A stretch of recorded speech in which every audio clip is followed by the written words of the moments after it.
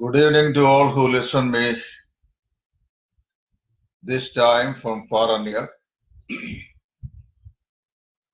ഈ രാത്രിയിൽ ഞാൻ മുമ്പേ കൂട്ടി അറിയിച്ചതുപോലെ അതിപ്രധാനമാകുന്ന ഒരു വിഷയമാണ് ഇന്ന് നിങ്ങളോടൊത്ത് ഷെയർ ചെയ്യുവാൻ കർത്താവിൽ ഞാൻ ആഗ്രഹിക്കുന്നത്. ലക്ഷണ വിദ്യകൾ വിളിച്ചു പറഞ്ഞ് പ്രവചിക്കുന്ന ആളുകൾ വാസ്തവത്തിൽ തങ്ങൾ പറയുന്നത് പരിശുദ്ധാത്മാവിലാണോ എന്നുള്ള ഒരു അന്വേഷണമാണ് ഞാൻ ഈ സമയത്ത് കർത്താവിൽ ആഗ്രഹിക്കുന്നത്. ആയതിലേക്ക് എന്റെ എല്ലാ ബന്ധപ്പെട്ട മാന്യ ശ്രോതാക്കളെയും ഈ പഠനത്തിലേക്ക് ഞാൻ കർത്താവിൽ സ്വാഗതം ചെയ്യുകയാണ്. വളരെ വിലപ്പെട്ടത് എന്ന് പറഞ്ഞു കഴിഞ്ഞാൽ ഈ കാലയളവിൽ നാം അത്യന്തം ശ്രദ്ധിച്ചില്ല എങ്കിൽ അനേകരെ ചതിക്കുഴിയിലേക്ക് ചെന്ന് നിവദിക്കുവാൻ സാധ്യതയുള്ള ഒരു വിപരീത ഉപദേശ വിഷയമാണ്. അതുകൊണ്ടാണ് ഈ വിഷയം സംബന്ധിച്ച് ഒരു പഠനം തന്നെ ഈ നിലയിൽ നൽകണം എന്ന് കർത്താവിൽ ഞാൻ ആഗ്രഹിച്ചത്. നിങ്ങൾ താല്പര്യമുള്ള ആളുകൾ നിങ്ങളുടെ ടൈം ലൈനിൽ നിന്ന് ഇത് ഷെയർ ചെയ്താൽ മറ്റു പലർക്കും ഉപയോഗപ്പെടും എന്ന് കർത്താവിൽ ഞാൻ പ്രതീക്ഷിക്കുന്നു. സോഷ്യൽ മീഡിയയിൽ ഈ കാലഘട്ടങ്ങളിൽ വളരെയധികം പ്രചാരം ഏറിക്കൊണ്ടിരിക്കുന്ന ഒരു വിഷയമാണ് പ്രവചനങ്ങൾ വിളിച്ചു പറയുന്ന പ്രവാചകന്മാരുടെ ശുശ്രൂഷകൾ. ധനസമ്പാദനം തൊഴിലാക്കി ലോകത്തിൽ ഇന്ന് അമേരിക്കൻ ഐക്യനാടുകൾ, ആഫ്രിക്കൻ രാജ്യങ്ങൾ, ആ രാജ്യങ്ങളിലുള്ള ഇത്തരം ശുശ്രൂഷ ചെയ്യുന്ന ആളുകളെ അവരുടെ തത്വം ചുവട് പിടിച്ചുകൊണ്ട് വലിയ പ്രചരണമൊക്കെ നൽകി ശുശ്രൂഷയിൽ ഇന്ത്യയിലും ആ നിലയിൽ വ്യാപരിച്ചിരിക്കുന്ന ധാരാളം ആളുകളെ നമുക്ക് കാണുവാനായിട്ട് സാധിക്കുന്നുണ്ട്. ഇന്ന് ഏറ്റവും കൂടുതൽ സോഷ്യൽ മീഡിയയിൽ ഇത്തരമുള്ള പ്രവചനങ്ങൾ അരങ്ങേറി കാണുന്നത് ആഫ്രിക്കയുടെ മണ്ണിലാണ്. കേരളത്തിലെ മണ്ണ് പോലെ വളരെ ഫലഭൂയിഷ്ഠതയുള്ള ഈ ആഫ്രിക്കൻ മണ്ണിൽ ഏത് വിപരീത ഉപദേശവും വളരെ ശക്തമായി വേരുപിടിക്കുകയും അത് മുളച്ച് പതിലിക്കുകയും ചെയ്യുന്ന ഒരു മണ്ണാണ് ആഫ്രിക്കയിലെ.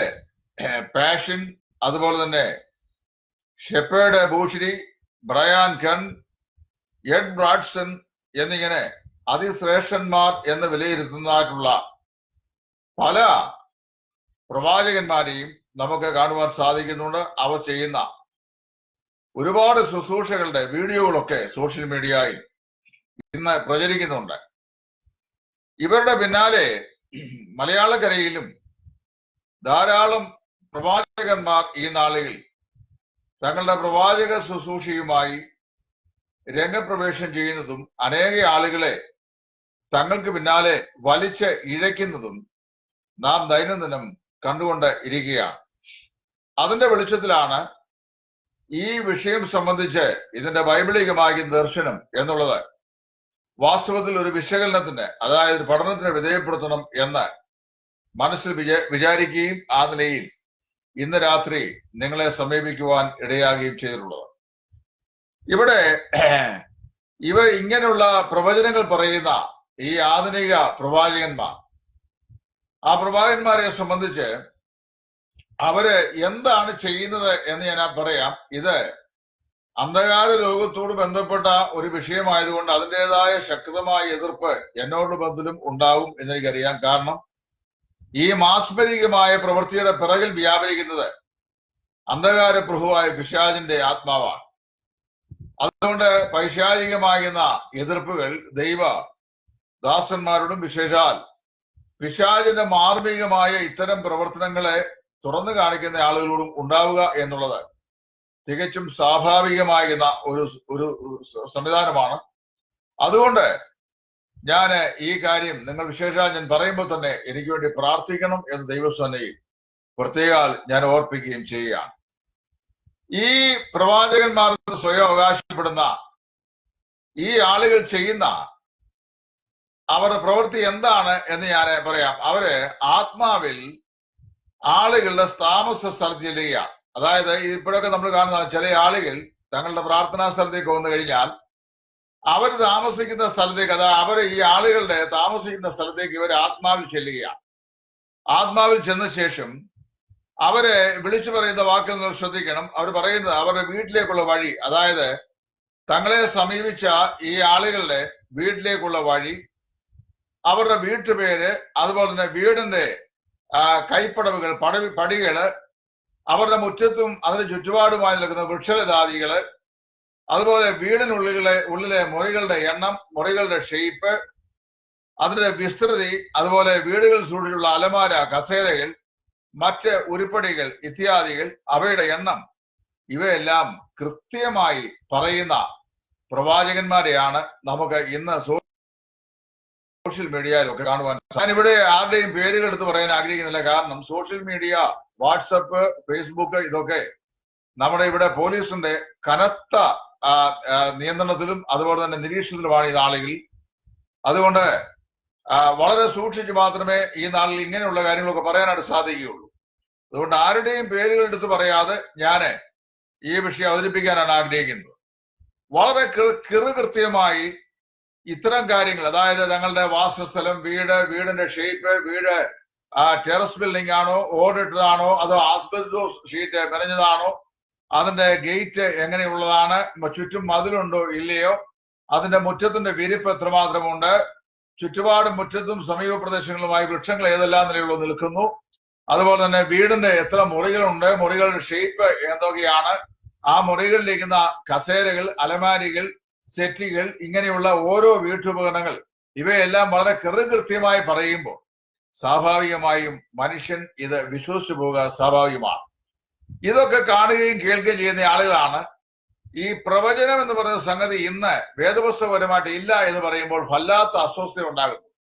കഴിഞ്ഞ ദിവസവും ഞാന് അന്യഭാഷാ ഭാഷവും പ്രവചനവും തമ്മിലുള്ള വ്യത്യാസം, അതായത് പ്രവചനമുള്ള ഗുണമെന്താണ്, അന്യഭാഷാ ഭാഷത്തേക്കാൾ അത് എത്രമാത്രം മെച്ചപ്പെട്ടിരിക്കുന്നു എന്ന് പറയുവാൻ ലേഖനം എഴുതി. കൊരിന്ത്യർക്കെഴുതിയ ഒന്നാം ലേഖനം അതിന്റെ 13-ാം അധ്യായത്തിന്റെ 10-ാം വാക്യത്തിൽ പ്രവചനപരമോ അത് നീങ്ങിപ്പോകും, ഭാഷാപരമോ അത് നിന്നുപോകും, ജ്ഞാനമോ അത് നീങ്ങിപ്പോകും, അംശമായി മാത്രം നാം അറിയുന്നു, അംശമായി മാത്രം പ്രവചിക്കുന്നു, പൂർണ്ണമായത് വരുമ്പോൾ അംശമായത് നീങ്ങിപ്പോകും എന്നുള്ള പൗലോസ് അപ്പോസ്തലൻ പ്രസ്താവിച്ച വചനഭാഗം എടുത്ത് ഞാൻ ആ വിഷയം വിശദീകരിക്കുമ്പോൾ വാസ്തവത്തില് പല ആളുകളും അതിന്റെ അടിയിൽ വന്ന് കമന്റ് ചെയ്യുന്നത് ഞാൻ വളരെ ശ്രദ്ധിച്ചു.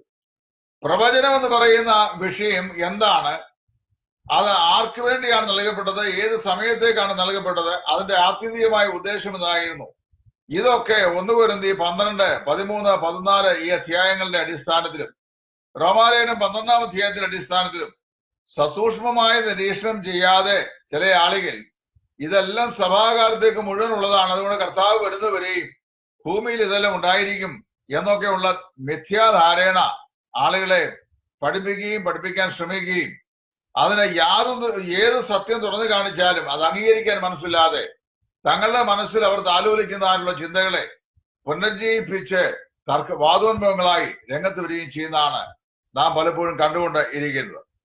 അപ്പോൾ ഇത്ര കൃത്യമായി ഈ ആധുനിക കാലത്തെ പ്രവാചകന്മാർ എന്ന് പറയുന്ന പുറംചട്ടയിട്ട ആളുകൾ ഈ കാര്യങ്ങളെ വിളിച്ചു പറയുമ്പോൾ മനുഷ്യന് ഉണ്ടാകുന്ന മാനുഷികമായ മനസ്സിന്റെ ചാഞ്ചല്യം കൊണ്ട് ഇത്ര കൃത്യമായിട്ടാണ് എന്റെ കാര്യങ്ങൾ പറഞ്ഞു, എന്റെ വീടിന്റെ കാര്യം പറഞ്ഞു, അത് ഇരിക്കുന്ന സ്ഥലത്തിന്റെ കാര്യം പറഞ്ഞു, വീട്ടുപേര് പറഞ്ഞു, വീട്ടു നായകന്റെ കാര്യം പറഞ്ഞു, അതിലെ വസ്തുവകളുടെ കാര്യങ്ങൾ പറഞ്ഞു, ഇതെല്ലാം ശരിയായി പറഞ്ഞ സ്ഥിതിക്ക് ഇദ്ദേഹം തികച്ചും ഒരു വിശ്വസ്തനായ പ്രവാചകനാണ് എന്ന് വെച്ച് കയ്യിലുള്ള കാശെല്ലാം അദ്ദേഹത്തിന് കൊടുത്തേച്ച് പോകുന്ന ഒരു പ്രവണതയാണ് ഇന്ന് നമ്മള് ലോകത്തിന്റെ പല ഭാഗങ്ങളിലുമായി കണ്ടുകൊണ്ടിരിക്കുന്നത്.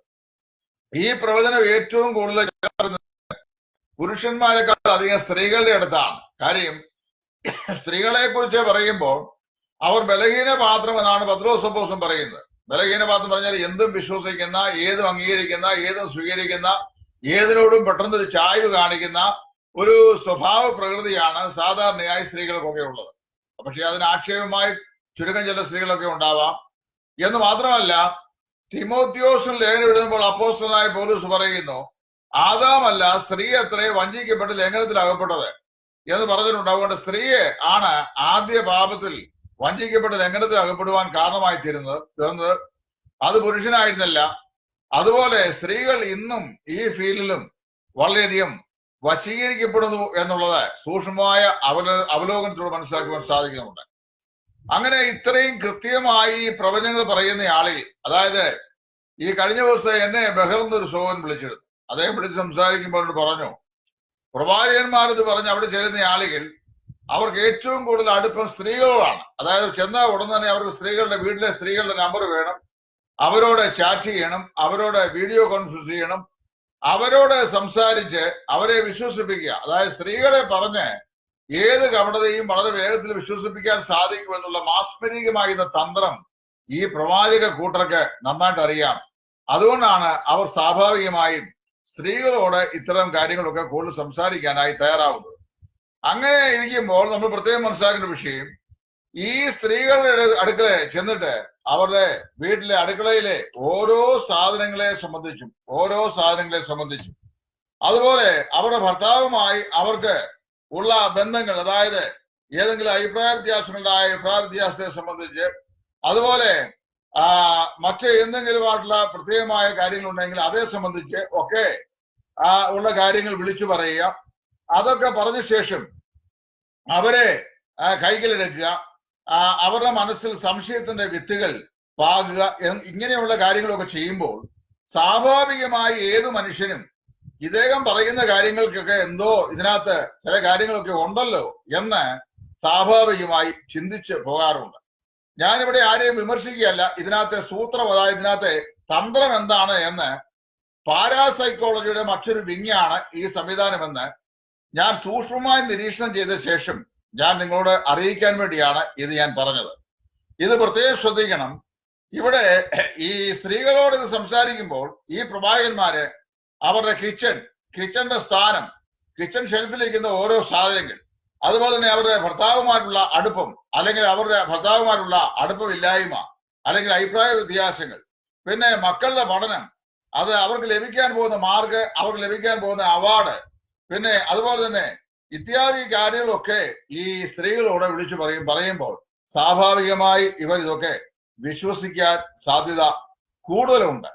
എന്നാൽ ഇങ്ങനെ വിളിച്ചു പറയുന്ന ഈ പ്രവാചകന്മാരിൽ നല്ലൊരു ശതമാനം ആൾക്കാരും ഈ സ്ത്രീകളുടെ ശരീരത്തിലെ ഓരോ ഭാഗങ്ങളെയും, അവയവങ്ങളെയും ഓരോ ഭാഗങ്ങളെയും അവർ ഈ വിളിച്ചു പറയുന്ന അതേ നഗ്നനയനങ്ങൾ കൊണ്ട് അവരുടെ ഈ മാസ്മരികമാകുന്ന തന്ത്രത്തിൽ കാണുന്നുണ്ട് എന്ന് ഈ സ്ത്രീകൾ മനസ്സിലാക്കിയാൽ നിശ്ചയമായും അവരുടെ മുമ്പാകെ ലജ്ജ കൂടാതെ നിന്ന് ഇത് കേൾക്കുവാൻ അവർക്ക് സാധിക്കുകയില്ല. അതാണ് അതിന്റെ പരമാർത്ഥം. അതുകൊണ്ട് ഞാൻ ഈ സമയത്ത് ഒരു കാര്യം തുറന്നു പറയുകയാണ്.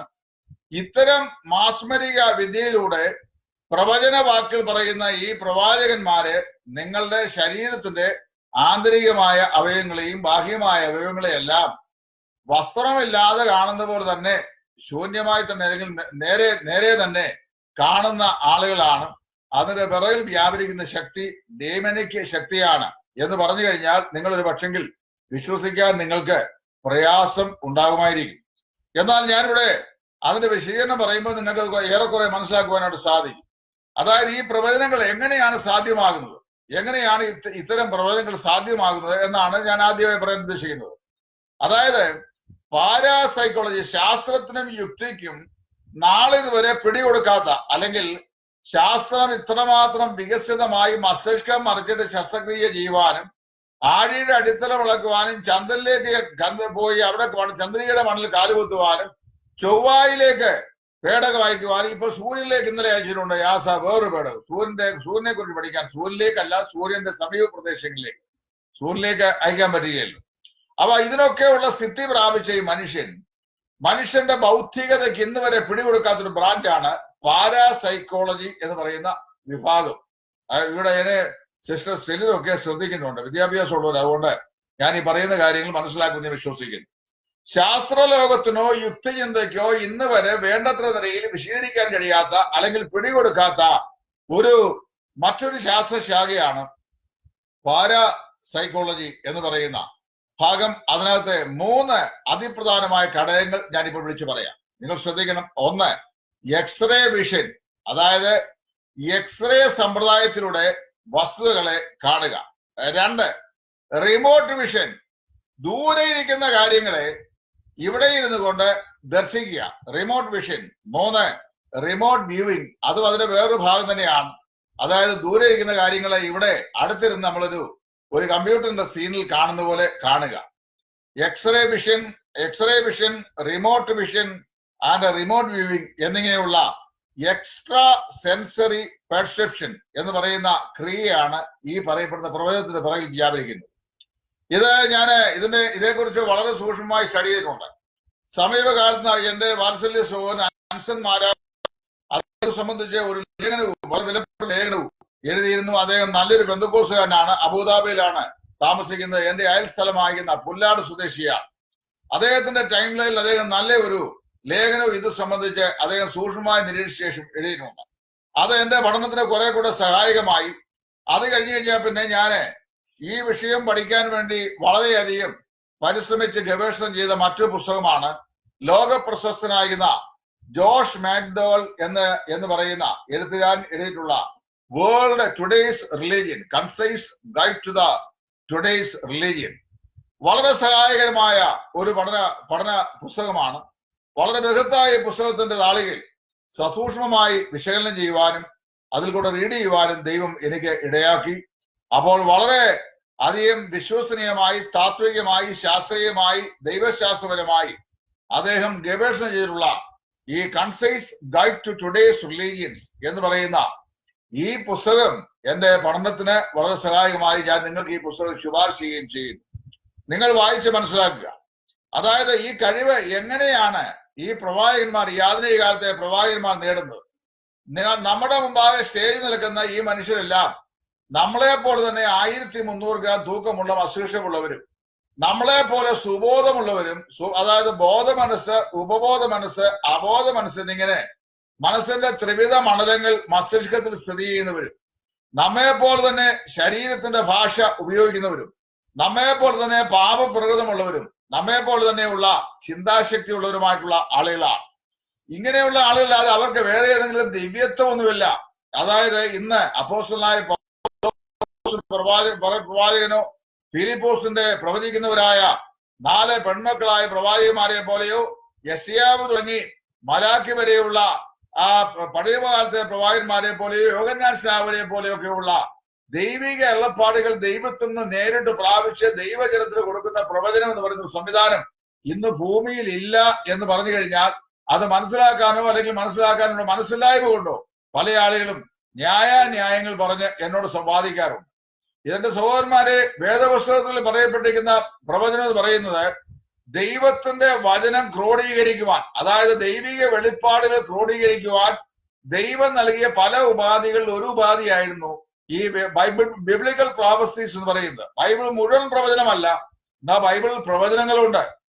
അതുകൊണ്ട് ആ പ്രവചനത്തെയാണ് പ്രോഗ്രസീവായ റെവലേഷൻ, അതായത് പുരോഗമനപരമായിരുന്ന വെളിപ്പാടുകൾ നൽകപ്പെട്ടുകൊണ്ടിരുന്ന ആ കാലഘട്ടങ്ങളിൽ AD 56 57 കാലഘട്ടങ്ങളിൽ അപ്പോസ്തലനായ പൗലോസ് പറഞ്ഞത് പൂർണ്ണമായത് വരുമ്പോൾ അംശമായത് നീങ്ങിപ്പോകും എന്ന് മനസ്സിലാക്കണം. അപ്പോൾ അതുവരെയും ഈ പ്രവചനം ഇങ്ങനെ നൽകപ്പെട്ടുകൊണ്ട് ഇരിക്കുകയായിരുന്നു, അല്ലെങ്കിൽ വെളിപ്പാടുകൾ നൽകപ്പെട്ടുകൊണ്ട് ഇരിക്കുകയായിരുന്നു. കഴിഞ്ഞ ദിവസം ഞാൻ നൽകിയ ഈ രോഗശാന്തിക്കാരുടെ കഷ്ടകാലം എന്ന് പറയുന്ന മെസ്സേജിനകത്ത് ഞാനത് 3 സൂചിപ്പിച്ചതാണ്. അതിനു മുമ്പ് ഞാൻ സുദീർഘമായ ഈ വിഷയം ഒരു പഠന പരമ്പരയായി 5 or 6 സെഗ്മെന്റുകളായി ഞാൻ എഴുതി ഏറ്റവും ഒടുവിൽ അതെല്ലാം കൂടെ ഒന്നിച്ചു ലേഖനമാക്കി കഴിഞ്ഞ ഒരാഴ്ചയ്ക്ക് മുമ്പ് ഞാനത് വീണ്ടും പോഷിക്കേണ്ടായി വന്നു. അങ്ങനെയൊക്കെയും ചെയ്തിട്ടുണ്ട്. എന്നാൽ ഇവിടെ നമ്മൾ മനസ്സിലാക്കുന്ന വിഷയം എങ്ങനെയാണ് ഈ കഴിവ്, അതായത് ഈ പ്രവചനം എന്ന് പറയുന്ന ഈ കഴിവ്, അല്ലെങ്കിൽ ഈ ഭാവിയെ കുറിച്ച് അല്ലെ ഭൂതത്തെ കുറിച്ച് വർത്തമാന എക്സ്റേ വിഷൻ, റിമോട്ട് വ്യൂവിംഗ്, അതുപോലെ റിമോട്ട് വിഷൻ ഇത്യാദി പാരാസൈക്കോളജിയുടെ ഭാഗമായ ഈ മാസ്മരികതയിലൂടെ വിളിച്ചു പറയാൻ സാധിക്കുന്നത് എന്നുള്ളതിലേക്ക് ഞാൻ 2 കാര്യങ്ങൾ സൂചിപ്പിക്കാൻ ആഗ്രഹിക്കുന്നു. ഒന്ന്, നിരന്തരമായ കഠിന പ്രയത്നത്തിലൂടെയാണ് ഈ പ്രവാചകന്മാർ എന്ന് പറയുന്ന ഈ ആളുകൾ ഈ സിദ്ധിയെ കൈവരിക്കുന്നത്. രണ്ടാമതായി അവർ ചെയ്യുന്നത് ഈ സിദ്ധിയുള്ള അല്ലെങ്കിൽ ഈ സിദ്ധവിദ്യ പഠിച്ച ഏതെങ്കിലും ഒരു ഗുരുവിന്റെ പരിശീലനം അല്ലെങ്കിൽ അതിന് കഴിവുള്ള വേറൊരു വ്യക്തി ചെയ്യുന്ന ഇനീഷ്യേഷൻ എന്ന് പറയുന്ന ഒരു ലഘു പ്രക്രിയയിലൂടെയാണ് ഈ പ്രവാചകന്മാര് ഈ തന്ത്രങ്ങൾ അല്ലെങ്കിൽ ഈ മാസ് മെറ്റീരിയലുകൾ പഠിക്കുന്നത്. അതുകൊണ്ട് ഇവിടെ ഞാൻ പറയാം, ഈ കാര്യത്തെ സംബന്ധിച്ച് ആ ശാസ്ത്രീയമായി അല്ലെങ്കിൽ അടിസ്ഥാനപരമായി അറിവില്ലാത്ത ആളുകൾക്ക് വാസ്തവത്തിൽ ഈ പറഞ്ഞു കേൾക്കുന്നതെല്ലാം ശരിയാണ്. എന്നെ കുറിച്ച്, എന്റെ ഭർത്താവിനെ കുറിച്ച്, എന്റെ മക്കളെ കുറിച്ച്, അവരുടെ വിദ്യാഭ്യാസത്തെ കുറിച്ച്, അവർക്ക് ലഭിക്കാൻ പോകുന്ന മാർഗിനെ കുറിച്ച്, എന്റെ അമ്മയെ കുറിച്ച്, എന്റെ അച്ഛനെ കുറിച്ച്, പിന്നെ എന്റെ കഴിഞ്ഞ കാലങ്ങളിൽ ഞാൻ കടന്നുപോയ കഷ്ടതയുടെയും ശോധനയുടെയും പരിശോധനയുടെയും വഴികളെ സംബന്ധിച്ച് ഇതേക്കുറിച്ചൊക്കെ വളരെ സ്പഷ്ടമായി, അതായത് എന്റെ ആയുസ്സിൽ ഇത്രയും വ്യക്തമായി എന്നോട് വേറെ ആരും സംസാരിച്ചിട്ടില്ല എന്ന് വിളിച്ച് പറയത്തക്ക നിലയിൽ ഉള്ള സംവിധാനങ്ങൾ വിളിച്ചു പറയുന്ന ഈ ആളുകളെ പലപ്പോഴും പല ആളുകളും കണ്ടിട്ട് അതിശയിച്ചു പോകാൻ സാധ്യതയുണ്ട്. അതുകൊണ്ട് ഇവിടെ ഞാൻ ഒരു വിഷയം ഓർപ്പിക്കുക, നിങ്ങൾ പ്രത്യേകം ശ്രദ്ധിക്കുക. നിങ്ങളെ ചിന്തിക്കുന്ന പോലെ ഇത് ദൈവത്തിൽ നിന്ന് ലഭിക്കുന്ന ഒരു ദൈവികമായ വെളിപ്പാടോ ദൈവികമായ കഴിവോ ഒന്നും അല്ല. ദൈവം അങ്ങനെ ചെയ്യുന്നില്ല. ദൈവം ഈ കാലഘട്ടത്തിലേക്ക് അങ്ങനത്തെ സംവിധാനം മനുഷ്യനെ ഏൽപ്പിച്ചിട്ടില്ല എന്നുള്ളതാണ് ജീവിതത്തിലൂടെ എനിക്ക് മനസ്സിലാക്കുവാൻ സാധിച്ചിട്ടുള്ളത്. അതുകൊണ്ട് ഞാനിവിടെ തുറന്നു പറയുമ്പോൾ നിങ്ങൾക്ക് പ്രയാസം തോന്നരുത്. നിങ്ങൾ എത്രമാത്രം കമന്റ് വേണമെങ്കിലും ഇട്ടു, ഞാൻ എത്ര കമന്റ് ഇട്ടാലും പാരാസൈക്കോളജിയുടെ മറഞ്ഞിരിക്കുന്ന ഭാഗമാകുന്ന ഈ വിഷയത്തെ സംബന്ധിച്ച് ഞാൻ നിങ്ങൾക്ക് എനിക്കുള്ള കഴിവിന്റെ പ്രാപ്തി അനുസരിച്ചുള്ള മറുപടി ഞാൻ തരുന്നതാണ്. ഗവേഷണ ഗ്രന്ഥങ്ങളും എന്റെ കയ്യിലിപ്പോണ്ട്, ഞാൻ അതിൽ നിന്ന് നിങ്ങൾക്ക് വളരെ വ്യക്തമായും ഞാൻ മറുപടി തരികയും ചെയ്യുന്നതാണ്. അപ്പോൾ ഒരു വ്യക്തിയുടെ നിരന്തരമായ കഠിന പ്രയത്നത്തിലൂടെയും അതുപോലെ ഈ എക്സ്റേ വിഷൻ അല്ലെങ്കിൽ റിമോട്ട് വിഷൻ അല്ലെങ്കിൽ റിമോട്ട് വ്യൂവിംഗ് എന്ന് പറയുന്ന ഈ നിഗൂഢ സംവിധാനത്തിലെ ശിഷ്യത്വം പാലിച്ച അല്ലെങ്കിൽ ശിക്ഷണം പാലിച്ച ഒരു ഗുരുവിന്റെ ഇനിഷ്യേഷൻ പ്രവൃത്തിയിലൂടെയും മറ്റൊരാൾക്ക് ഈ ജാലവിദ്യയുടെ ശിഷ്യത്വം പ്രാപിക്കാനായിട്ട് സാധിക്കും. ഇതിന് ഇത് വായിച്ച് മനസ്സിലാക്കിയ കാര്യങ്ങൾ മനസ്സിലാക്കിയത് ഇങ്ങനെയാണ്. നമ്മുടെ തലച്ചോറിലുള്ള പീനിയൽ ഗ്രന്ഥി, അതായത് നമ്മുടെ തലച്ചോറ് സ്ഥിതി ചെയ്യുന്ന പീനിയൽ ഗ്രന്ഥിയുടെ അമിത പ്രവർത്തനത്തിലൂടെയാണ് ആ മൂന്നാം കണ്ണ് എന്ന് വിശേഷിപ്പിക്കുന്ന ഈ ആന്തരിക ജ്ഞാനം, അതായത് അജിതേന്ദ്രിയ ജ്ഞാനം, ഇന്ദ്രിയങ്ങളുടെ സഹായങ്ങൾ അല്ലാതെ ഹൃദയത്തിന്റെ അകത്തേക്ക് അല്ലെങ്കിൽ മനസ്സിന്റെ അകത്തേക്ക് കടന്നു വരുന്ന ഈ ജ്ഞാനം സമ്പാദിക്കുന്നത് നമ്മുടെ ബ്രെയിനിൽ സ്ഥിതി ചെയ്യുന്ന പീനിയൽ ഗ്രന്ഥിയുടെ അമിതമായ പ്രവർത്തനം ഹേതുവായിട്ടാകുന്നു എന്നാണ് ചില ആളുകൾ അവരുടെ നിരീക്ഷണത്തിൽ കൂടി അവകാശപ്പെട്ടുള്ളത്. പാഷൻ ജാവ എന്ന് പറയുന്ന ആഫ്രിക്കൻ പ്രവാചകൻ, അതായത് ജനലക്ഷങ്ങളായ ആളുകളുടെ മുമ്പാകെ കള്ളപ്രവചനങ്ങൾ ചെയ്ത് അവരുടെ ഭാവിയെയും ഭൂതത്തെയും വർത്തമാനത്തെയും വിളിച്ചു പറഞ്ഞ് അവരെ വിശ്വസിപ്പിച്ച് കോടിപതികളായ 4 ആഫ്രിക്കൻ പ്രവാചകന്മാരിൽ ഒരാളായ പാഷൻ ജാവ എന്ന ആഫ്രിക്കൻ പ്രവാചകൻ തന്റെ സ്കൂളിലെ സിലബസിൽ പോലും ഞാൻ ഈ പറഞ്ഞ ഈ കാര്യം സ്പഷ്ടമായി അദ്ദേഹം ഉൾപ്പെടുത്തിയിട്ടുണ്ട്. ഇത് ഈ പരിപാടി കൊണ്ട്, അതായത് ഈ വിളിച്ചു പറയുന്ന ഈ റിമോട്ട് വിഷൻ അല്ലെങ്കിൽ റിമോട്ട് വ്യൂയിങ് എന്ന് പറയുന്ന അല്ലെങ്കിൽ എക്സ്റേ വിഷൻ എന്ന് പറയപ്പെടുന്ന പാരാസൈക്കോളജിയുടെ ഭാഗമായി ESP എന്നാരും ദുർവ്യാഖ്യാനം ചെയ്തത് EST അല്ല, ESP, അതായത് എക്സ്ട്രാ സെൻസറി പെർസെപ്ഷൻ, അതായത് ഇന്ന് കണ്ണ്, മൂക്ക്, നാക്ക്, ചെവി, ത്വക്ക് എന്നിങ്ങനെയുള്ള പഞ്ച ഇന്ദ്രിയങ്ങൾക്ക് അതീതമായ ജ്ഞാനം അല്ലെങ്കിൽ മൂന്നാം കണ്ണുകൊണ്ട് ലഭിക്കുന്ന ജ്ഞാനം എന്നൊക്കെ ആളുകൾ പറയപ്പെടുന്ന ഒരു പഠനശാഖയാണ് ഈ ശാഖ എന്ന് പറയുന്നത്. ഈ പഠനം കൊണ്ട് ഒരുപാട് പ്രയോജനമുള്ളതായി അതിന്റെ വക്താക്കളായ ആളുകൾ അവകാശപ്പെട്ടിട്ടുണ്ട്. അവർ പറയുന്നത് മോഷണ കുറ്റങ്ങൾ തെളിയിക്കുക, ചില കളവുകൾ തെളിയിക്കുക, കൊലക്കുറ്റങ്ങൾ തെളിയിക്കുക ഇത്യാദി കാര്യങ്ങൾക്ക് ഈ പഠനശാഖ ഏറെ പ്രയോജനകരമായി തീരും എന്നാണ് അവകാശപ്പെടുന്നത്. കൃത്യമായി മോഷണ വസ്തു ഇരിക്കുന്ന സ്ഥലം, അവ വെച്ചിരിക്കുന്ന ഇടത്ത് നിന്ന് അത് മടക്കിയെടുക്കാനുള്ള സംവിധാനം, ഇതൊക്കെ ഇത്തരം പ്രവാചകന്മാരുടെ ചൊൽപ്പടി വിദ്യകൾ കൊണ്ട് സാധിക്കുന്നു എന്ന് അവർ അവകാശപ്പെട്ടു. ചില വർഷങ്ങൾക്ക് മുമ്പ് എന്നോട് ഒരാള് ഈ പഠനശാഖയെ സംബന്ധിച്ച് അന്ന് ഞാൻ അത്രയും ചിന്തിച്ചിരുന്നില്ല. എന്നാൽ എന്നോട് ഒരാൾ പറഞ്ഞു, അദ്ദേഹത്തിന് ഒരു വ്യക്തിയെ അറിയാം. അതായത് ഒരാളുടെ കയ്യിൽ നിന്ന് കുറച്ച് പണം ഒരാൾ അപഹരിച്ചുകൊണ്ട് പോയി ഏകദേശം 25 കിലോമീറ്ററിന് അപ്പുറത്തുള്ള അദ്ദേഹത്തിന്റെ വീട്ടിലെ ഒരു ഷെൽഫിനകത്ത് വെച്ചിരിക്കുകയാണ്. നിങ്ങളിത് ഞാൻ തമാശയായിട്ട് പറഞ്ഞ കാര്യമല്ല, ഉള്ള കാര്യം സംഭവിച്ചായി എന്നോട് ഒരാൾ പറഞ്ഞ കാര്യമാണ്. എന്റെ അയൽവാസി തന്നെയാണ്. അദ്ദേഹം ഒരു മാർത്തോമാ സഭാവിഭാഗത്തിൽപ്പെട്ട വിശ്വാസിയുമാണ്. അദ്ദേഹം പറഞ്ഞു, ഒരാളുടെ വീട്ടിൽ നിന്ന് കുറച്ച് പൈസ അപഹരിച്ചു. പൈസ അപഹരിച്ച് അവന്റെ വീട്ടിൽ കൊണ്ടുപോയി 25-30 കിലോമീറ്റർ അകലെയുള്ള അവന്റെ വീട്ടിൽ കൊണ്ടുപോയി അവന്റെ അലമാരിക്കകത്ത് സുരക്ഷിതമായ ചില വസ്ത്രങ്ങളുടെ അടിയിൽ അത് അലമാരിയുടെ തട്ടിൽ അദ്ദേഹം സൂക്ഷിച്ചു വെച്ചു. ഈ പണം നഷ്ടപ്പെട്ടയാള് പരാതിയുമായി ഇതുപോലുള്ള ഒരാളിന്റെ അടുക്ക് ചെന്നു കഴിഞ്ഞപ്പോൾ ഇദ്ദേഹത്തോട് പറഞ്ഞു, പണം മോഷ്ടിച്ച ആള് ഇന്നയാളാണ്. ഇന്നയാളിന്റെ വീടിന്റെ ഇത്രാമത്തെ മുറിയിലുള്ള ഇന്ന പൊസിഷനിൽ ഇന്ന ഡയറക്ഷനിലിരിക്കുന്ന ഇരുമ്പലമാരിയുടെ ഇത്രാമത്തെ തട്ടിൽ ഇത്ര തുണികളുടെ അടിയിൽ ആ പൈസ സൂക്ഷിച്ചിട്ടുണ്ട് എന്ന് ഈ മോഷ്ടിച്ച ആളിനെ അറിയാൻ വയ്യാത്ത, അദ്ദേഹത്തെ കണ്ടിട്ടില്ലാത്ത, അദ്ദേഹം എത്ര പൈസ മോഷ്ടിച്ചു എന്നറിയാൻ വയ്യാത്ത ഈ മനുഷ്യൻ ആ മനുഷ്യരോട് പറഞ്ഞു കൊടുത്തത് മാത്രമല്ല, അദ്ദേഹം ചെയ്തുകൂടെ ഞാൻ പറയാം. ആ പൈസ ഇരിക്കുന്ന സ്ഥലത്തു നിന്ന് ആ പൈസ അദ്ദേഹത്തെ കൊണ്ടുപോയവന്റെ അറിവ് കൂടാതെ ആ പൈസ അവിടുന്ന് സ്ഥാനഭ്രംശം സംഭവിപ്പിച്ച് ഇദ്ദേഹത്തിനുണ്ടെങ്കിൽ കൊടുത്തു എന്നാണ് പറയുന്നത്. എനിക്കിതിന്റെ യാഥാർത്ഥ്യം അറിയാൻ വയ്യ, എന്നോട് പറഞ്ഞ കാര്യമാണ് ഞാൻ ഈ പറയുന്നത്. അപ്പൊ ഇതെല്ലാം സംഭവിക്കുന്നത് ഈ പറയപ്പെട്ട പഠനശാഖയുടെ ഭാഗമാണ്. അതായത് ഇത് വളരെ ശ്രദ്ധിക്കുക. ഒരു മോഷ്ടാവ് ഒരു വസ്തു മോഷ്ടിച്ചാൽ, അല്ലെങ്കിൽ ആ മോഷണ വസ്തു എവിടെ കൊണ്ട് സൂക്ഷിച്ചു വെച്ചിരിക്കുന്നു എന്ന് പറഞ്ഞു കഴിഞ്ഞാൽ, വെച്ചു കഴിഞ്ഞാൽ ആ മോഷ്ടാവ് ആരാണ്, മോഷ്ടിച്ച വസ്തു എന്താണ്, അത് എവിടെയാണ് സൂക്ഷിച്ചു വെച്ചിരിക്കുന്നത് എന്നെല്ലാം വിളിച്ചു പറയാൻ കഴിയുന്ന ഒരുതരം ഡീമനിക് സ്പിരിറ്റ് കൊണ്ടുള്ള ഈവിൽ സ്പിരിറ്റിന്റെ സഹായത്താലുള്ള ഒരു പഠനശാലയാണ് ഇവിടെ പറയപ്പെട്ട ഈ റിമോട്ട് വിഷൻ എന്ന് പറയുന്നത്. അത് തന്നെയാണ് അൻസൺ മാരാമൻ എന്ന് പറയുന്ന എന്റെ സ്നേഹിതനായ സഹോദരൻ ഈ അടുത്ത കാലത്ത് നടത്തിയ ഒരു റിസർച്ചിൽ കൂടി അദ്ദേഹവും എടുത്തു പറഞ്ഞിട്ടുള്ളത്. അദ്ദേഹം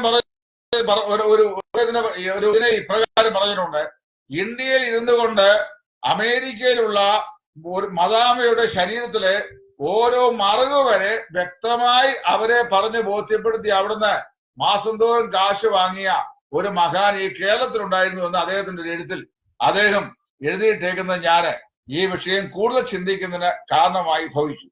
2004 തിരുവല്ല റെയിൽവേ സ്റ്റേഷനിൽ ബഹുമാനപ്പെട്ട അൻസൺ മാരാമൻ എന്ന് പറയുന്ന എന്റെ വാത്സല്യ സ്നേഹിതൻ, ഫേസ്ബുക്ക് സ്നേഹിതനും അയൽവക്കക്കാരനുമായ സ്നേഹിതനുമായ പ്രിയപ്പെട്ട സഹോൻ ഇത്തരത്തിൽപ്പെട്ട ഒരാളുമായി തിരുവല്ല റെയിൽവേ സ്റ്റേഷനിൽ സംസാരിച്ചുകൊണ്ടിരിക്കുമ്പോൾ അദ്ദേഹം സംസാരിച്ച വിഷയത്തോട് താല്പര്യം തോന്നിയ ഒരു ക്ഷേത്ര പൂജാരി ആ പ്ലാറ്റ്ഫോമിൽ കൂടെ അദ്ദേഹം നടക്കുന്നുണ്ടായിരുന്നു. സംസാര വിഷയം കേട്ട് ആകർഷനായ അദ്ദേഹം ഈ ക്ഷേത്ര പൂജാരി ഇദ്ദേഹത്തിന്റെ അടുക്കൽ വന്ന സമയത്ത് അദ്ദേഹത്തെ നോക്കി ഈ മനുഷ്യൻ, അതായത് ഈ മാസ്മരികമായിരുന്ന ഈ ശക്തിയുള്ള ഈ മനുഷ്യൻ അദ്ദേഹത്തോട് പറഞ്ഞു, അങ്ങക്ക് ഉദരസംബന്ധമായ ഏറിയ സമത്സരങ്ങളായല്ലോ, ഒരു രോഗമുണ്ടല്ലോ, ആ രോഗത്തിന് മരുന്ന് അങ്ങയുടെ വീട്ടിൽ തന്നെ ഉള്ളൂ, പിന്നെന്താണ് ആ ചികിത്സ ചെയ്യാത്തത് എന്ന് അദ്ദേഹത്തോട് ചോദിച്ചു കഴിഞ്ഞപ്പോൾ അദ്ദേഹം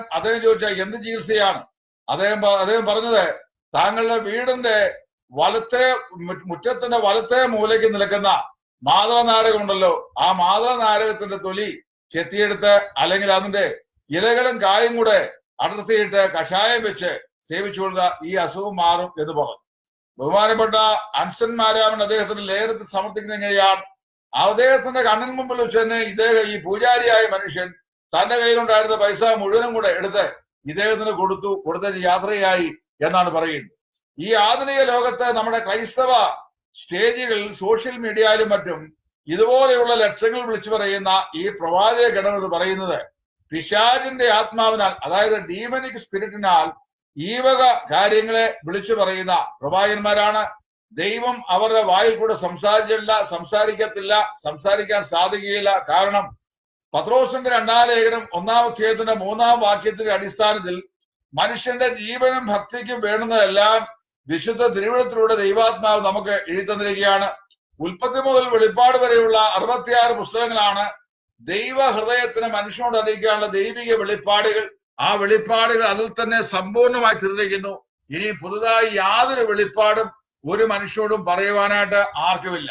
ഇന്ന് പകൽക്കാലം ഞാൻ എഴുതിയിട്ട ഒരു ആർട്ടിക്കിളിന് അത് കമന്റ് ചെയ്യുമ്പോൾ എന്റെ ബഹുമാന്യ സ്നേഹിതൻ ഡോക്ടർ രാജു തോമസിനോട് പറഞ്ഞു, വ്യക്തിഗത, അതായത് പൊതുവായ വെളിപ്പാട് നിലയിൽ പ്രവചനം ഇന്നില്ല, അത് ദൈവവചനം പൂർത്തിയായപ്പോൾ അത് പര്യവസാനിച്ചു എന്ന് താത്വികമായി ഒരു പക്ഷെങ്കിൽ സമ്മതിക്കേണ്ടി വന്നാൽ പോലും വ്യക്തിഗതമായ പ്രവചനം ഇന്നുമുണ്ടല്ലോ. അതില്ലെന്ന് തെളിയിക്കാൻ എങ്ങനെ അങ്ങേക്ക് സാധിക്കും എന്ന് ചോദിച്ചു. വ്യക്തിഗതമായ പ്രവചനങ്ങൾ ദൈവം നൽകിയത് വ്യക്തികളിലൂടെ ദൈവത്തിന്റെ ഹൃദയത്തിന്റെ വെളിപ്പെടലുകളായിരുന്നു. ആ വ്യക്തിപരമായി നൽകപ്പെട്ട പ്രവചനങ്ങൾ വല്ലതും ഉണ്ടെങ്കിൽ അതിൽ നാം അറിയാൻ ദൈവം ആഗ്രഹിച്ചെല്ലാം വിശുദ്ധ വേദപുസ്തകത്തിൽ നമുക്ക് പരിശുദ്ധാത്മാവ് രേഖയാക്കി നൽകിയിട്ടുണ്ട്. അതുകൊണ്ട് ഇനി ഇവിടെ വ്യക്തിപരമായി യാതൊരു പ്രവചനത്തിന്റെയും ആവശ്യകതയില്ല എന്ന് മാത്രമല്ല, പഴയ പുതിയ നിയമകാലത്തെ പ്രവാചക വരേണ്യന്മാരാൽ ദൈവം അരുളി ചെയ്ത അരുളപ്പാടുകളായി ക്രോഡീകരിക്കപ്പെട്ടു നൽകിയിട്ടുള്ള ദൈവവചനത്തിന്മേൽ പരിശുദ്ധാത്മാവിനാലുള്ള ആത്മപ്രകാശനം, അതായത് ഇലൂമിനേഷൻ, ആത്മപ്രകാശനത്താൽ പ്രകാശിതരായി വിശുദ്ധ ജീവിതത്തിൽ ഉതകത്തക്ക നിലയിൽ ദൈവവചനത്തെ നമ്മള് മനസ്സിലാക്കി തദനുസരണമായി ജീവിക്കുക എന്നുള്ളതല്ലാതെ ഏതെങ്കിലും പുതിയ പുതിയ വെളിപ്പാടുകൾ അല്ലെങ്കിൽ പുതിയ പുതിയ പ്രവചനങ്ങൾ സന്ദേശങ്ങളായി ദൈവം വ്യക്തികൾ മുഖാന്തരം നൽകുന്ന കാര്യപരിപാടി നാം ദൈവിക വെളിപ്പാടുകളുടെ ക്രോഡീകരണമായ വിശുദ്ധ ബൈബിൾ അതിന്റെ പൂർണ്ണതയിൽ എത്തിയ ശേഷം മുതൽ ഇന്ന് വരെയും ഭൂമിയിലില്ല. ഇന്നുണ്ട് എന്ന് പറയുന്നത് ഞാൻ ഈ പറയുന്ന ഈ റിമോട്ട് വിഷൻ വഴി അല്ലെങ്കിൽ റിമോട്ട് വ്യൂയിങ് വഴി എക്സ്ട്രാ സെൻസറി പെർസെപ്ഷൻ എന്ന് പറയുന്ന പാരാസൈക്കോളജിയുടെ ഭാഗമായി ലഭിക്കുന്ന അറിവുകളാണ്, അല്ലെങ്കിൽ ലഭിക്കുന്ന പറയുന്ന വാക്കുകളാണ്. അതും വേദപുസ്തകവുമായി യാതൊരു ബന്ധവും ഇല്ല എന്നുള്ള കാര്യം ഈ സമയത്ത് അസന്നിഗ്ധമായി പ്രഖ്യാപിക്കുന്നതിൽ എനിക്ക് അതിയായ സന്തോഷമുണ്ട്. ഇനി എന്റെ സ്വന്തം ജീവിതത്തിലെ ഒരു അനുഭവം ഞാൻ ഈ വിധത്തിൽ പറയാം. നിങ്ങൾ ശ്രദ്ധിക്കണം, വളരെ വ്യക്തമായി എന്റെ സ്വന്തം ജീവിതത്തിലുണ്ടായ അനുഭവമാണ്. ഇത് കേട്ട് കഴിയുമ്പോൾ ഇനി എന്റെ ഫേസ്ബുക്കിലെ സ്നേഹിതരായ സഹോദരന്മാരും കരിസ്മാറ്റിക്കും പറയും, ES അച്ചായന് ഇന്നലെ വരെ പറഞ്ഞിരുന്ന കാര്യങ്ങൾ വ്യത്യസ്തമായി പ്രവചനമുണ്ട് എന്ന് ഇന്ന് ലൈവിൽ സംബന്ധിച്ചു, ഞങ്ങൾ എല്ലാവരും കേട്ടതാണ് എന്ന് നിങ്ങൾ ചെല്ലെങ്കിലും പറയാൻ സാധ്യതയുള്ളതുകൊണ്ട് മുൻകൂർ ജാമ്യം എടുത്താണ് ഈ വിഷയം ഞാൻ പറയാൻ പോകുന്നത്. ഈ വിഷയം ഞാൻ പിന്നീട് പഠിച്ചത്, അതായത് എന്റെ ജീവിതത്തിൽ ഉണ്ടായ ഒരു അനുഭവത്തെ വേറെ ആൾ പറഞ്ഞത് പിന്നീട് ഞാൻ ഈ പാരാസൈക്കോളജിയുടെ ഈ മാസ്മരിക വശം സൂക്ഷ്മമായി വിശകലനം ചെയ്ത് പഠിച്ചപ്പോഴാണ് ഇത് പാരാസൈക്കോളജിയിലെ ESP, അതായത് എക്സ്ട്രാ സെൻസറി പെർസെപ്ഷന്റെ വിഭാഗത്തിൽപ്പെട്ട സംഗതിയാണല്ലോ എന്ന് എനിക്ക് മനസ്സിലാക്കാൻ കഴിഞ്ഞത്. 1989 ഞാൻ ഇവിടുത്തെ ജയന്തി ജനത എക്സ്പ്രസിൽ കയറി ബോംബെയിലേക്ക് ഒരു ശുശ്രൂഷയ്ക്കായി യാത്ര ചെയ്യുന്നു. 1989 ആകുമ്പോൾ ഇന്നത്തേക്കാൾ വളരെ പ്രായം കുറവാണ്. അങ്ങനെ യാത്ര ചെയ്യുന്ന ആ സമയത്ത് എന്റെ കൂടെ യാത്ര ചെയ്യുന്ന, അതായത് എന്റെ കൂടെ സെക്കൻഡ് ക്ലാസ് AC-യിൽ ഓപ്പോസിറ്റ് സീറ്റിൽ യാത്ര ചെയ്യുന്നത് പഞ്ചാബി സ്വദേശിയായ ഒരു സർദാർജിയായിരുന്നു. വളരെ സൗന്ദര്യപൂർണനും അതുപോലെ നല്ല വടിവൊത്ത ശരീരമുള്ളവനും മുഖകാന്തി ഉള്ളവനുമായിട്ടുള്ള ഒരു ഉയർന്ന ഉദ്യോഗസ്ഥൻ. ആ മനുഷ്യനെ ഞാന് യാത്ര ചെയ്തു. ഞാൻ പുസ്തകം പുലർത്തി, എവിടെ പോയാലും എന്റെ പുസ്തകം കാണും. ആ പുസ്തകം പുലർത്തി ഞാൻ വായിച്ചുകൊണ്ടിരിക്കുകയാണ്. ആ പുസ്തകം എന്ന് പറയുന്നത് ഞാൻ ആ കാലഘട്ടങ്ങളിൽ വായിച്ച ഒരു പുസ്തകം, വാങ്ങിയൊരു പുസ്തകമാണ്. അത് ഞാനൊരു ട്രെയിനിൽ നിന്ന് വാങ്ങിയതാണ്. അതായത് ഡോക്ടർ J. മർഫി എഴുതിയിട്ടുള്ള the power of your sub conscious mind എന്ന് പറയുന്ന പുസ്തകമാണ് ഞാൻ ആ സമയത്ത് വായിച്ചുകൊണ്ടിരുന്നത്. എന്റെ വ്യക്തിഗത ജീവിതത്തിൽ പേഴ്സണാലിറ്റി ഡെവലപ്മെന്റിന് എന്നെ ഏറെ സഹായിച്ച ഒരു മനോഹരമായ പുസ്തകമാണ്. അതിന്റെ എല്ലാ താളുകളിലെയും കാര്യങ്ങൾ വിശ്വസിക്കാൻ കഴിയില്ല എങ്കിലും ദീർഘനാളുകൾ ഇംഗ്ലണ്ടിലെ ഒരു പ്രശസ്തമായ ഹോസ്പിറ്റലിൽ സർജനായും അതുപോലെ തന്നെ സൈക്കോ അനാലിസിസ്റ്റുമായും ശുശ്രൂഷ ചെയ്ത ഡോക്ടർ J. മർഫി അദ്ദേഹം എഴുതിയ the power of your sub conscious mind, അതായത് നിങ്ങളുടെ ഉപബോധ മനസ്സിന്റെ അപാര ശക്തി എന്ന് പറയുന്ന ആ പുസ്തകം ഒരു 4-5 ആവർത്തി ഞാൻ ഇതിനോട് വായിച്ചു കഴിഞ്ഞിട്ടുണ്ട്. ഇപ്പോഴും പുസ്തകം ഇരിപ്പുണ്ട്. ആ പുസ്തകം ഞാൻ കയ്യിൽ വെച്ച് വായിച്ചുകൊണ്ടിരിക്കുകയാണ്. ഞാൻ മണിക്കൂറുകൾ താണ്ടി ഇങ്ങനെ യാത്ര ചെയ്യുമ്പോഴും ഞാൻ ഈ പുസ്തകത്തിന്റെ ആദ്യമുള്ള താളുകൾ വായിക്കുന്നത് എന്റെ എതിരെ ഇരിക്കുന്ന ഈ സർദാർജി വളരെ സസൂക്ഷ്മമായി വീക്ഷിക്കുന്നുണ്ടായിരുന്നു. എന്നാൽ അതേ ഒരു സർദാർജി ആയതുകൊണ്ടും എനിക്ക് ഹിന്ദി ഭാഷ വശമല്ലാത്തതുകൊണ്ടും ഞാൻ അദ്ദേഹത്തോട് സംസാരിക്കാൻ എനിക്ക് സാധിച്ചില്ല. എന്നാൽ അദ്ദേഹത്തിന് ഇംഗ്ലീഷ് നന്നായിട്ട് അറിയാമായിരുന്നു. ഞാനത് ചിന്തിച്ചതുമില്ല. എന്നാൽ കുറെ മുമ്പോട്ട് കഴിഞ്ഞപ്പോൾ എന്നോട് അതേ ഒരു ചോദിച്ചു, വാട്ട് ഈസ് യുവർ നെയിം, എന്താണ് പേര്? ഞാൻ പറഞ്ഞു എന്റെ പേര് തോമസ് എന്നാണ്. എന്നോട് ചോദിച്ചു, വേർ ആർ യു ഗോയിങ്? ഞാൻ പറഞ്ഞു ഞാൻ ബോംബെ വരെ പോവുകയാണ്. And what is the purpose of your going? ഞാൻ പറഞ്ഞു I M A Christian missionary, ഞാനൊരു ക്രിസ്തീയ ശുശ്രൂഷകനാണ്, സുവിശേഷ വിലക്കാരനാണ്. അപ്പൊ അദ്ദേഹം എന്റെ മുഖത്ത് സൂക്ഷിച്ചു നോക്കിയിട്ട് എന്നോട് ഇപ്പൊ പറഞ്ഞു ഞാൻ നിങ്ങളെ കുറിച്ച് ചില കാര്യങ്ങൾ പറയാൻ പോവുകയാണ്. അപ്പൊ നിങ്ങൾക്ക് അത് പറയുന്നത് പ്രയാസമുണ്ടോ എന്ന് ചോദിച്ചു. ഞാൻ ചോദിച്ചു എന്ത് കാര്യമാണ് നിങ്ങൾ പറയാൻ പോകുന്നത്? വല്ല മുഖലക്ഷണമോ അതുപോലുള്ള ലക്ഷണവിദ്യയോ കൈരേഖാശാസ്ത്രമോ മറ്റേതെങ്കിലും കാര്യങ്ങളാണെങ്കിൽ എനിക്ക് അതിനോട് താല്പര്യമില്ല. കാര്യം ഞാനത് വിശ്വസിക്കുന്ന ആളല്ല. ഞാൻ വിശുദ്ധ വേദപുസ്തകവും ദൈവിക വെളിപ്പാടുകളും ദൈവത്തിന്റെ വചനവും മാറ്റമില്ലാത്ത ദൈവകൃപയും വിശ്വസിക്കുകയും ആശ്രയിക്കുകയും അത് പ്രസംഗിക്കുകയും ചെയ്യുന്ന ഒരു ദൈവദാസനാണ്. അതുകൊണ്ട് എനിക്ക് അങ്ങനത്തൊന്നും കേൾക്കാനായിട്ട് ഇഷ്ടമില്ല എന്ന് പറഞ്ഞു. അപ്പോൾ ഇതേ പറഞ്ഞ് നിങ്ങൾക്ക് ഇഷ്ടമുണ്ടെങ്കിലും ഇല്ലെങ്കിലും ഞാൻ ചില കാര്യങ്ങൾ പറയാൻ പോവുകയാണ്. ഞാൻ കാണുന്നത് എനിക്ക് നിങ്ങളോട് പറയാതിരിക്കാൻ സാധിക്കുകയില്ല എന്ന് പറഞ്ഞു. അദ്ദേഹം പറഞ്ഞ വാക്കിപ്പോൾ ഞാൻ ഓർക്കുന്നു, ഞാൻ കാണുന്നത്. ഇദ്ദേഹത്തോട് പറഞ്ഞ ഏറിയ സന്ദർശനത്തിന് ശേഷമാണ് ഞാൻ ഈ എക്സ്ട്രാ സെൻസറി പെർസെപ്ഷൻ എന്ന് പറയുന്ന പാരാസൈക്കോളജിയുടെ ഭാഗത്തെക്കുറിച്ച് വായിക്കാനും പഠിക്കാനും എനിക്ക് മുഖാന്തരമായതും അത് ചിന്തിക്കാനിടയായത്.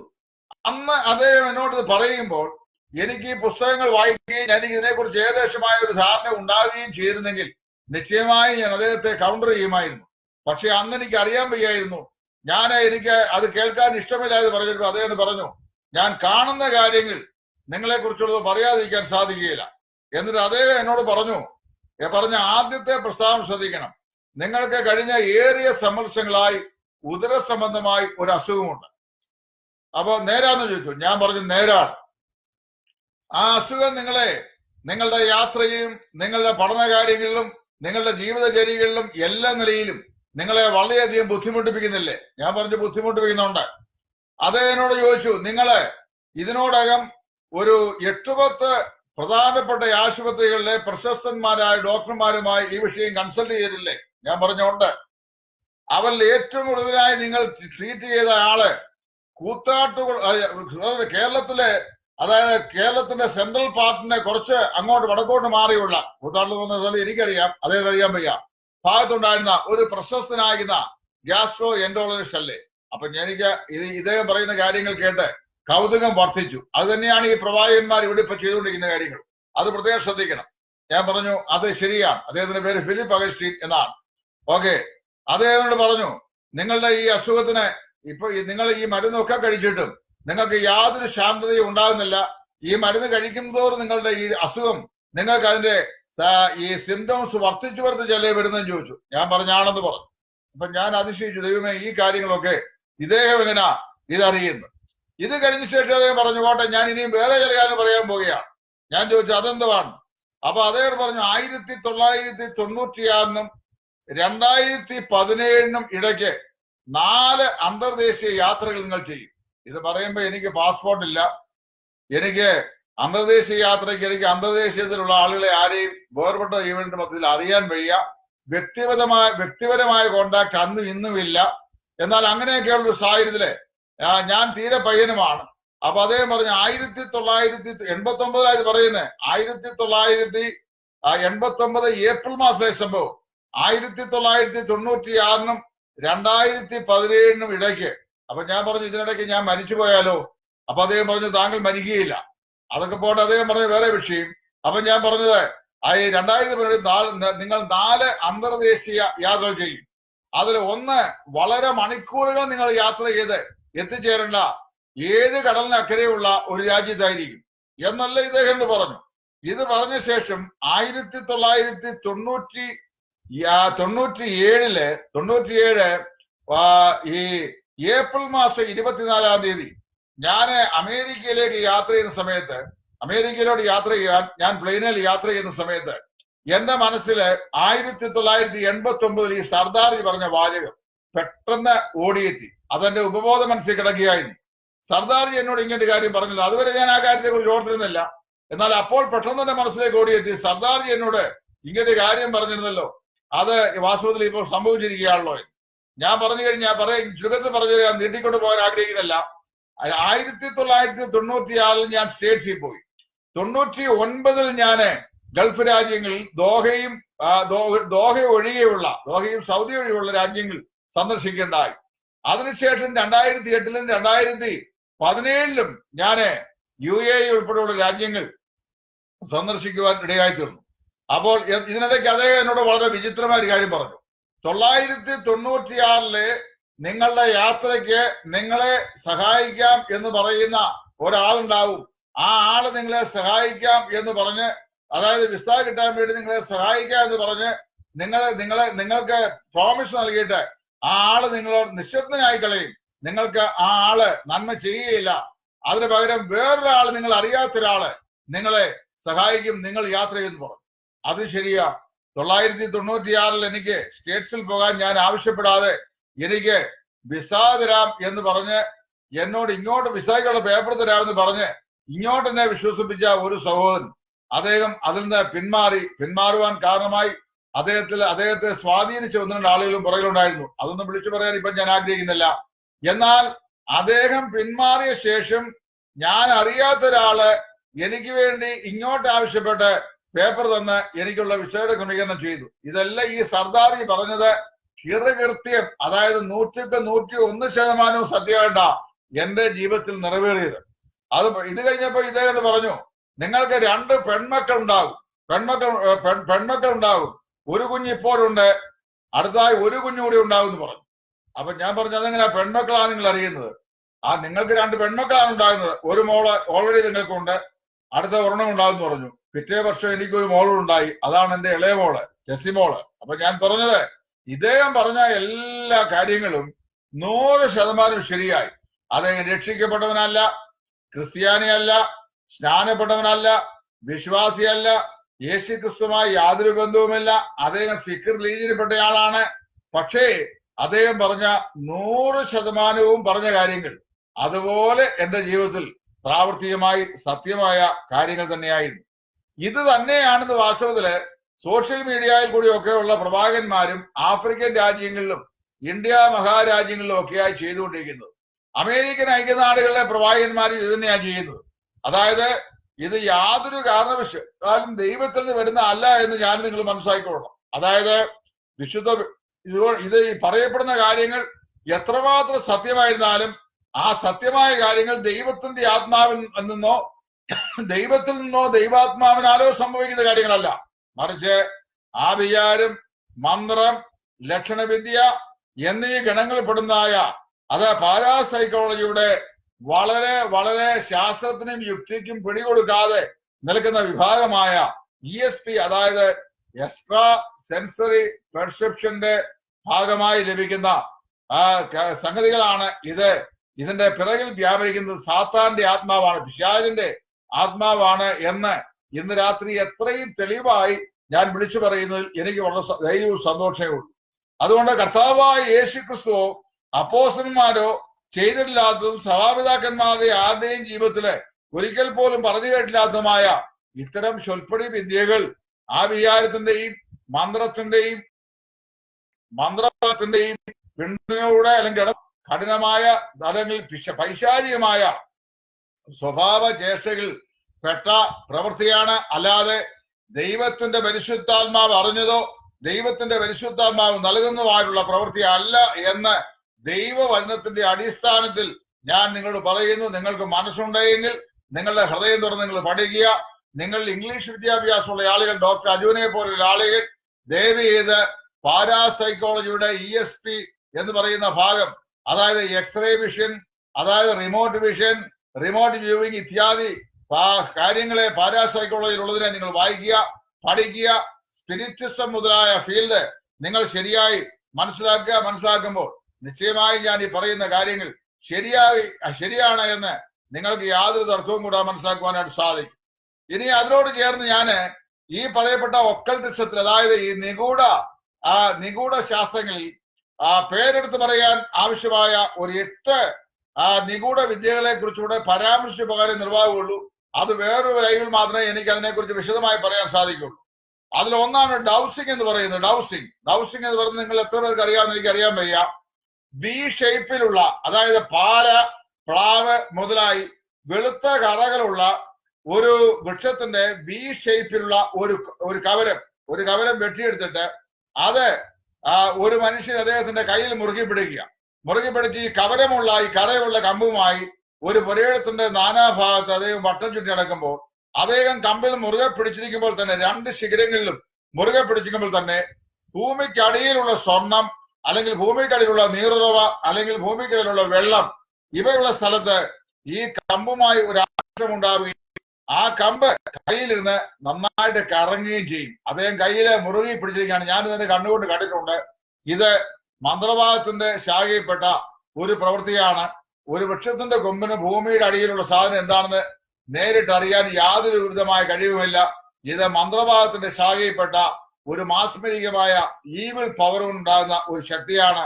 സാധാരണയായി കിണറിന് സ്ഥാനം കാണുന്ന ആളുകൾ ആണ് ഈ വിദ്യ വി ഷേപ്പിലുള്ള ഈ വൃക്ഷക്കൊമ്പ് കൊണ്ട് ഈ നിലയിൽ പുരയിടത്തിൽ കൂടെ വട്ടം കറങ്ങി നടന്ന് ഭൂമിയുടെ അടിയിലുള്ള ജലസ്രോതസ്സുകളെ ചൂണ്ടിക്കാട്ടുവാൻ ശ്രമിക്കുന്നത് ഡൗസിംഗ് എന്നാണ് ഈ സാങ്കേതിക വിദ്യയെ ഈ ഒക്കൾട്ടിസത്തിൽ വിളിക്കുന്നത്.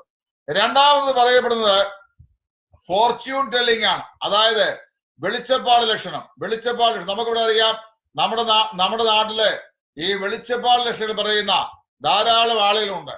അതില് ഈ ലക്ഷണവിദ്യ പറയുക തത്തയും കൊണ്ട് ടാരിറ്റ് കാർഡുകൾ എടുത്തിട്ട് അങ്ങനെയുള്ള ടാരിറ്റ് കാർഡുകൾ മുഖാന്തരമായി കൈരേഖാ ശാസ്ത്രം, കാർട്ടോമാൻസി, അതായത് കാർഡുകൾ തത്തയും കൊണ്ട് എടുപ്പിച്ചിട്ട് പറയുന്ന ലക്ഷണവിദ്യ, മിറർ മാൻഡിക്ക് കണ്ണാടിയിൽ കൂടി ഉള്ള രൂപം കണ്ട ശേഷം പറയപ്പെടുന്ന വിദ്യ, സൈക്കോമെട്രി, ഇതെല്ലാം ഇതിന്റെ ശ്രേണിയിൽപ്പെടുന്ന ഈ ലക്ഷണവിദ്യയുടെ ശ്രേണിയിൽപ്പെടുന്ന മറ്റു മാസ്മരികമായ ഒക്കൽട്ടിസമാണ്.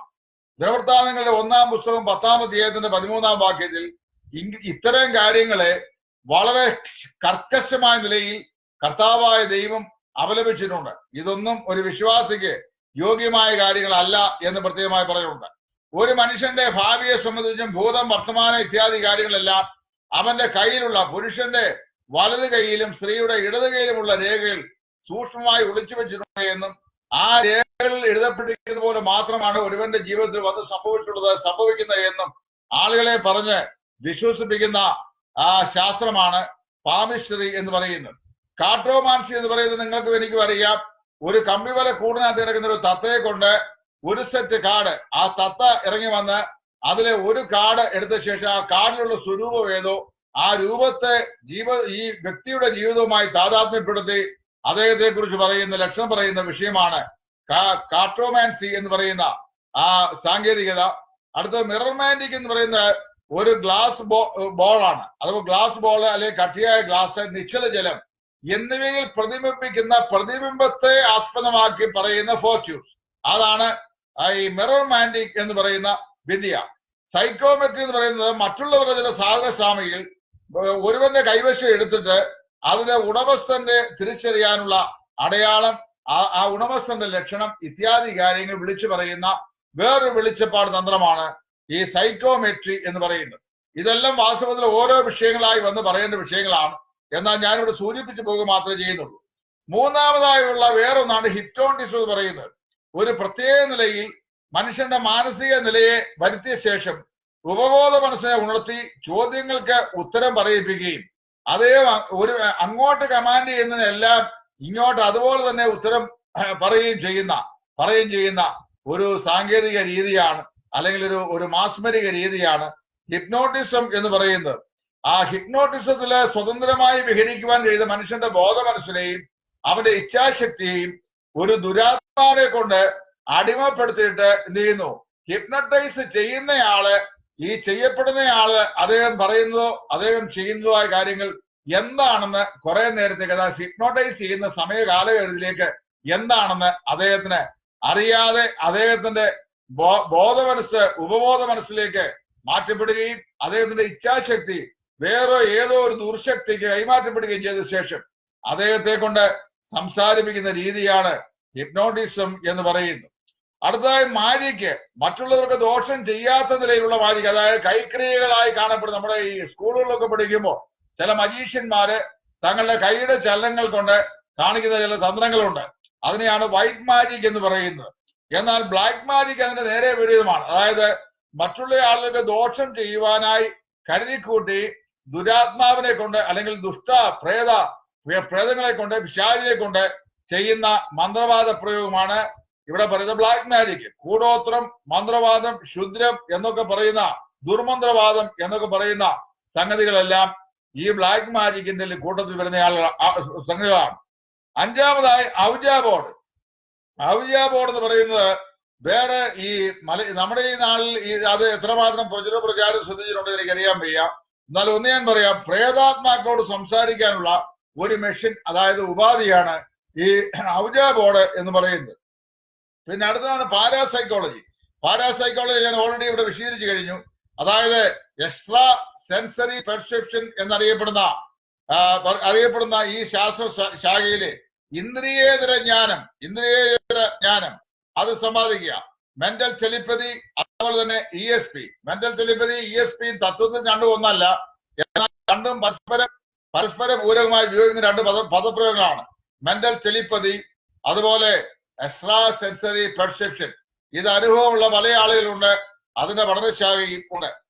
പിന്നെ അടുത്തതാണ് സ്പിരിറ്റ്യൂസ് എന്ന് പറയുന്നത്. അതായത് മരണം എന്ന് പറയുന്നത് ആത്മീക ശരീരത്തിലേക്കുള്ള ജന്മമാണ് എന്നും, അങ്ങനെ പിന്നെ വ്യക്തിത്വം സ്വഭാവത്തിന്, ഒരാളുടെ വ്യക്തിത്വത്തിനും സ്വഭാവത്തിനും അദ്ദേഹത്തിന്റെ ഓർമ്മകൾക്കും കഴിവുകൾക്കും യാതൊരു മാറ്റവും കൂടാതെ ശരീരം മരണപ്പെട്ട് കഴിയുമ്പോൾ ആത്മാവ് മറ്റൊരു ലോകത്ത് ജനിക്കുന്നുവെന്നും ആ ആത്മാക്കളുമായി മനുഷ്യന് ആശയവിനിമയം ചെയ്യുവാൻ കഴിയും എന്നും പഠിപ്പിക്കുന്ന മറ്റൊരു നിഗൂഢ ശാസ്ത്രമാണ് ഈ സ്പിരിറ്റിസം എന്ന് പറയുന്നത്.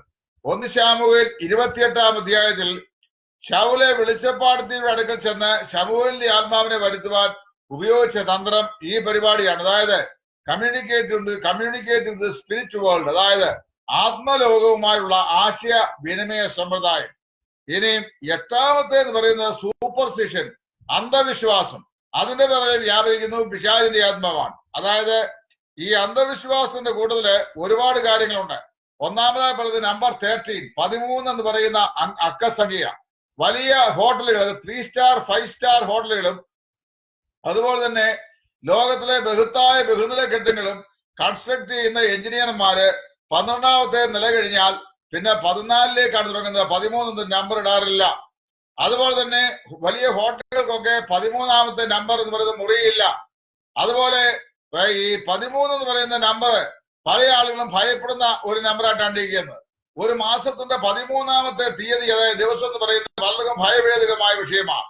എവിടുന്നാണ് ഈ അന്ധവിശ്വാസം ഉടലെടുത്തത് എന്നുള്ളത് വളരെ വിചിത്രമായ ഒരു പഠനശാഖയാണ്. മറ്റൊരു വേദിയിൽ ഞാനത് പറഞ്ഞുകൊള്ളാം. എന്നാൽ ഭാഗ്യവശാൽ ഞാൻ പറയട്ടെ, എന്റെ ജന്മദിനം എന്ന് പറയുന്നത് 13-ആണ്. ഞാൻ ജനിച്ചത് 13-ലാണ്, ഒരു ഒക്ടോബർ 13-നാണ്. അപ്പൊ എനിക്ക് ഈ ഒക്ടോബർ 13 എന്നെ സംബന്ധിച്ച് എനിക്ക് അൺലക്കി നമ്പറായിട്ട് തോന്നിയിട്ടില്ല. അടൽ ബിഹാരി വാജ്പേയിയുടെ ജന്മദിനം അത് ഒരു 13-ാം തീയതിയാണ്. ഞാനത് പത്രത്തിൽ വായിച്ചിട്ടുണ്ട്. അങ്ങനെ പല ആളുകളെ ഞാൻ വായിച്ചിട്ടുണ്ട്. ഒരിക്കൽ അടൽ ബിഹാരി വാജ്പേയി പറഞ്ഞ വാചകം 13 എന്നെ ലോകത്തിൽ അനേക ആളുകളെ സംബന്ധിച്ചിടത്തോളം അത് ഡേഞ്ചറസ് നമ്പറാണ്, എന്നാൽ എന്നെ സംബന്ധിച്ച് അത് ഏറ്റവും നല്ല നമ്പർ എന്നാണ് അദ്ദേഹം ഒരിക്കൽ പറയുന്നതായി ഞാൻ അദ്ദേഹത്തിന്റെ സ്പീച്ച് ശ്രദ്ധിച്ചത്. ഇനിയും രണ്ടാമത്തെ വിഷയം, ഈ നമ്പർ 13 അൺലക്കി നമ്പർ. കണ്ണാടി പൊട്ടിക്കുക. ഒരാള് കണ്ണാടി ദേഷ്യപ്പെട്ട് അടിച്ചു പൊട്ടിച്ചു കഴിഞ്ഞാൽ 7 വർഷക്കാലം അദ്ദേഹത്തിന് വളരെ അസുഖകരമായ ജീവിത സാഹചര്യം ഉണ്ടാകും എന്നുള്ള അന്ധവിശ്വാസം. അങ്ങനെ അത് വെച്ച് പുലർത്തുന്ന പല ആളുകളും നോർത്ത് ഇന്ത്യയിലൊക്കെ ഉണ്ട്, അത് തമിഴ്നാട്ടിലൊക്കെ ഉണ്ട്. പിന്നെ മറ്റൊരു ശാസ്ത്രമാണ് തുമ്മൽ, സ്നീസിങ്.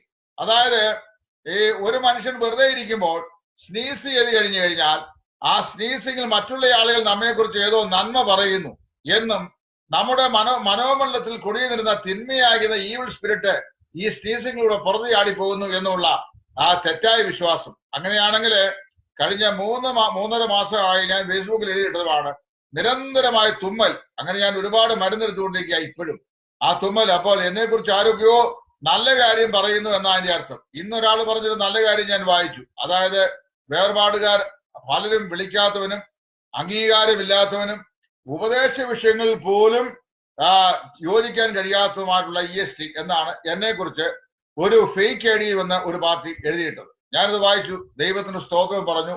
ആ എഴുതിയവന്റെ തലമുറകളെയും അവന്റെ സന്തതികളെയും ദൈവം അനുഗ്രഹിക്കട്ടെ എന്ന് ഞാൻ പ്രാർത്ഥിച്ചു, ഇപ്പോഴും പ്രാർത്ഥിക്കുന്നു.